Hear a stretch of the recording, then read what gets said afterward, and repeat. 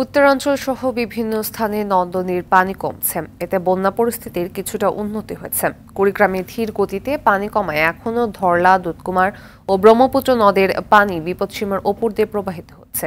গাইবান্ধায় পানিবন্দী আছে লাখের বেশি মানুষ। দুর্গত এলাকায় ছড়িয়ে পড়ছে ডায়রিয়া সহ পানিবাহিত নানা রোগবালাই। টাঙ্গাইলে যমুনার পানি কমলেও সার্বিক বন্যা পরিস্থিতি অপরিবর্তিত রয়েছে। এখনও জেলায় পানিবন্দী আছে প্রায় 40,000 মানুষ। সিরাজগঞ্জে বন্যা কবলিত অবস্থায় রয়েছে প্রায় 1 লাখ মানুষ। দুর্গত এলাকায় দেখা দিয়েছে খাবার ও বিশুদ্ধ পানি সংকট। জামালপুর ও লালমনিরহাটেও কমছে বন্যার পানি। নদ-নদীতে পানি কমায় সুনামগঞ্জে বন্যা পরিস্থিতির অনেকটাই উন্নতি হয়েছে। বন্যা পরিস্থিতির উন্নতি হয়েছে সিলেটেও। সিটি কর্পোরেশনের ওসমানী নগরে বানভাসী মানুষের মাঝে ত্রাণ বিতরণ করেছে city mayor Anwaruzzaman Chowdhury. Sunbit সব দিবে সামাল। সানবিট ম্যাজিক প্রেস ডিশওয়াশিং এর মাথা ঘোরানো সলিউশন। খাদ্য মাদ্য আনা যাইতেছে না, আনার খুব সংকট।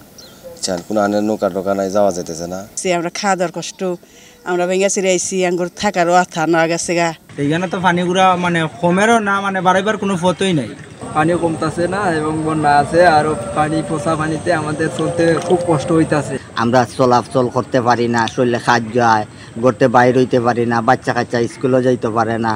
আমাদের এখানে কষ্টকর হয়ে দাঁড়াইছে। আমরা এই সার্বিক পরিস্থিতি নিয়ে অত্যন্ত কষ্টে আছি। দর্শক, বন্যা পরিস্থিতি জানাতে সিরাজগঞ্জ থেকে সরাসরি যোগ দিচ্ছেন সহকর্মী সাজুরুল ইসলাম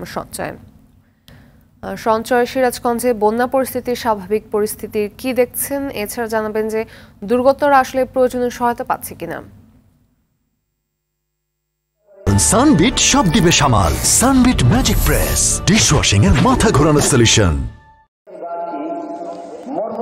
আপনি যেমনটি বলছিলেন, গতকাল থেকে কিন্তু সিরাজগঞ্জের যমুনা নদীর পানি কমতে শুরু করেছে। সর্বশেষ 24 ঘন্টায় এই নদীটির পানি 10 সেন্টিমিটার কমে এই মুহূর্তে শহররক্ষা বাঁধ পয়েন্টে বিপদসীমার 50 সেন্টিমিটার উপর দিয়ে প্রবাহিত হচ্ছে, যার ফলে কিন্তু সিরাজগঞ্জের বন্যা পরিস্থিতির অনেকটাই উন্নতি হয়েছে। তবে এই মুহূর্তে কিন্তু সিরাজগঞ্জের যমুনা নদীর চরাঞ্চল এবং নদী তীরবর্তী যে 5টি উপজেলা রয়েছে, সেই 5টি উপজেলার 34টি ইউনিয়নের প্রায় 21,000 পরিবারের লক্ষাধিক মানুষ কিন্তু এই মুহূর্তে পানিবন্দী অবস্থায় রয়েছেন। এই পানিবন্দী অবস্থায় যারা রয়েছে তাদের অধিকাংশ বসত বাড়িতে কিন্তু পানি উঠে পড়ার ফলে তারা বিশুদ্ধ পানি এবং স্যানিটেশনের যে সংকট, সেই সংকটে ভুগছেন এবং সেই এলাকাগুলোতে বিশুদ্ধ পানি না পাওয়ার ফলে আসলে বন্যা কবলিতরা কিন্তু বন্যার যে পানি রয়েছে, নদীর পানি, সেটি পান করছেন, যার ফলে কিন্তু এখানে পানিবাহিত নানা রোগ দেখা দিচ্ছে। আরেকটি বিষয় যে বন্যা কবলিত এলাকাগুলোতে আজকে সারাদিন আমরা সকাল থেকে ঘুরে যেমনটি দেখেছি যে গতকাল থেকেই কিন্তু আসলে বন্যা কবলিত এলাকাগুলোতে ত্রাণ বিতরণ যে কার্যক্রম সেটি শুরু হয়েছে। জেলা প্রশাসনের সর্বশেষ তথ্য অনুযায়ী সিরাজগঞ্জের